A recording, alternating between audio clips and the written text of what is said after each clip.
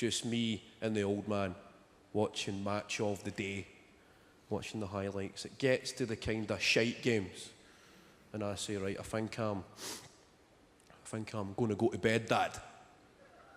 Good night.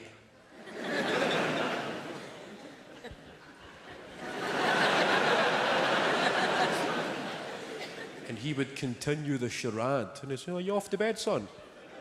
Good night. And there was that mutual father and son, we both know what the plan is here.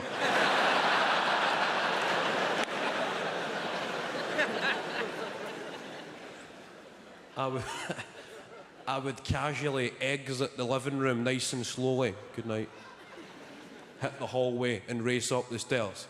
Don't even consider looking in the fridge, eyes on the prize.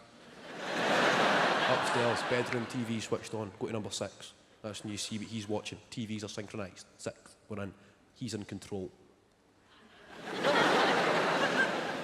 A few minutes go by and he's still watching Match of the Day. That's fine. He must be giving it a few minutes. You don't want to make it too obvious. He's done this before. 5 minutes go by. He's still watching Match of the Day. I'm thinking, come on, stick to the plan, Andy. I'm looking at the bottom left of the screen, waiting for the numbers to get typed in. The numbers that could make or break the evening's entertainment. Go on, give me your numbers, Andy, come on. 9, that's a good start, 9.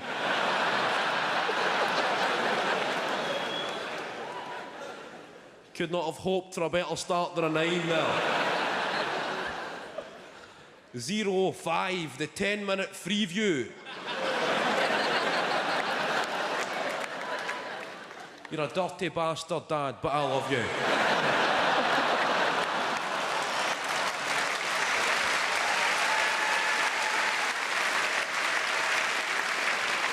So, we've got some celebrities in, as always, live at the Apollo. Who have we got? We've got the EastEnders cast. How are we doing, EastEnders?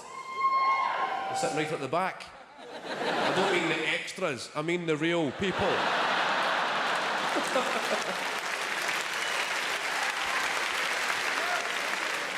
We're trying to ever get Phil Mitchell. No, where is he? He's up at King's Cross, dressed up as a ladyboy, trying to raise enough money to buy a pot noodle, isn't he? There's a record amount of complaints about the Phil Mitchell crack addict thing. Is that right? A record amount of complaints. You don't know. I'm speaking to Ian Bale. I'm a bit starstruck.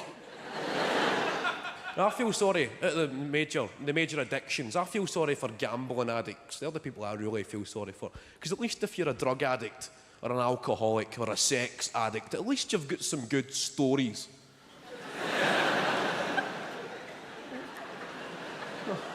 No, a Gamblers Anonymous meeting. How boring would that be? I remember I put 20 quid on a greyhound.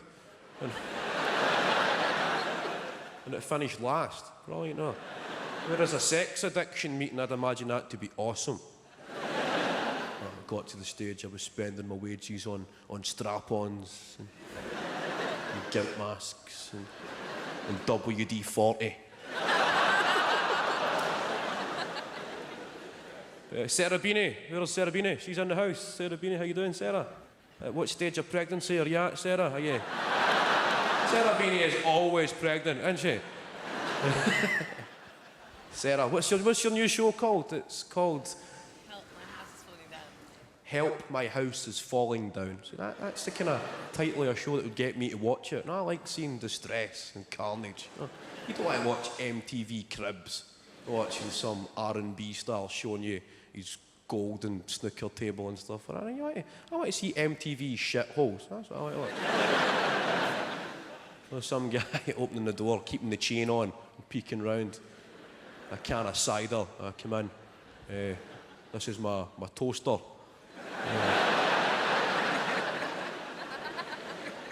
This is where the sink used to be. Sarah's got kids. I'm at that age that some of my cousins and friends are having children. No, that way you're in a family gathering and there's a newborn baby getting passed around the room like a joint. That way everybody's...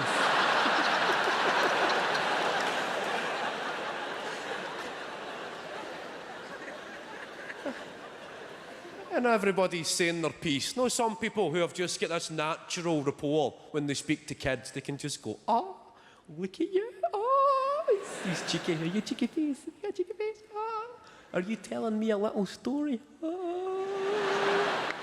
It's getting closer and closer to me, and I'm thinking, wow, I need to pretend I give a shit. The baby reaches me, and I just sort of freeze up. I'm going, oh, how you doing, mate? When the baby feels the tension, starts to cry, everybody looks at me as if I'm in the wrong here. No, toughen up, you wee prick. We're in the middle of an obesity epidemic. Have we got any fat people in the audience? Because people have got flawed perceptions of their actual size. I'll use women as an example here. You get skinny girls, they think they're chubby. Chubby girls think they're fat. Fat girls think they're obese. And then obese girls think they're supermodels.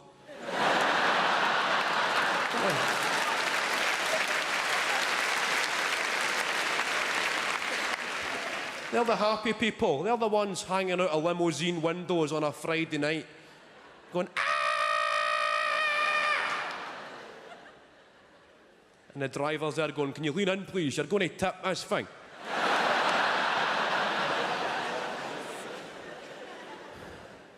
I know it's Christine's hen night, but I don't have a tax disc. Get in. We've got Olympic medalist swimmer Sharon Davis. Let's hear the Sharon. That's enough, that's enough. It was only a silver. That's enough. You well went by the silver. I took up swimming. I tried to go swimming. I went to my local public pool. Not a private fancy gym, a local pool, a council pool where anybody can go. And by that, they mean anybody can go. I was there, public pool. I'd done my length. And I stopped. But I made it look cool. Not that way you put your elbows up on the tiles.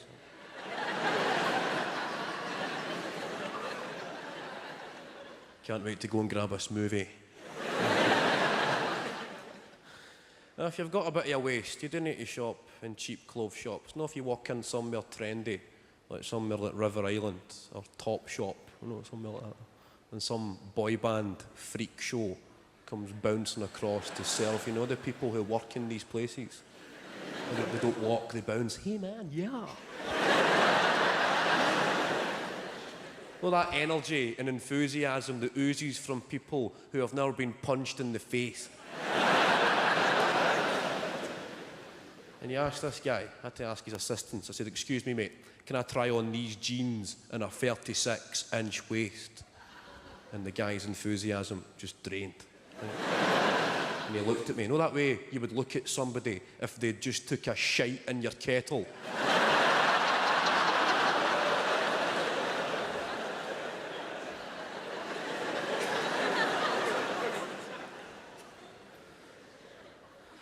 Primark, they've started selling Che Guevara t-shirts. That's a fitting testament to the man's legacy, isn't it, Che Guevara? Che Guevara, he fought for the poor and oppressed in South America. Now his face has been stitched onto t-shirts by the poor and oppressed in Southeast Asia to be worn by the poor and oppressed in Southeast London.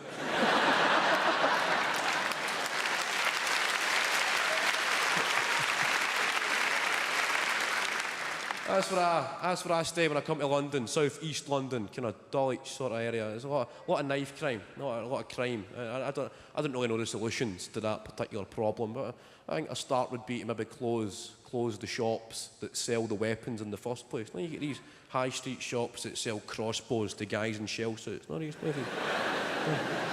Shops that sell thousands of baseball bats every year, but have never sold any baseballs.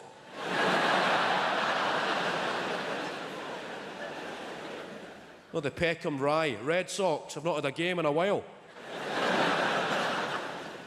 I was in one of these places, done a bit of research, and the only security measure, if you want to buy a violent weapon, is you need to fill in a form leaving your name and address, so if anything happens, you can be traced for questioning. Now, that's the theory.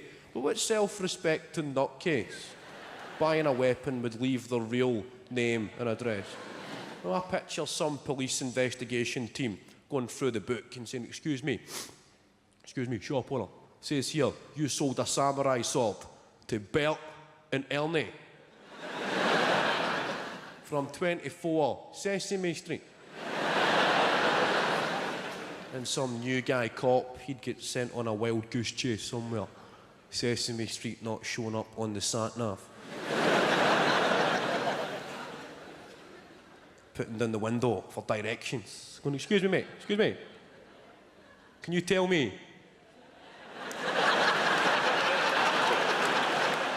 how to get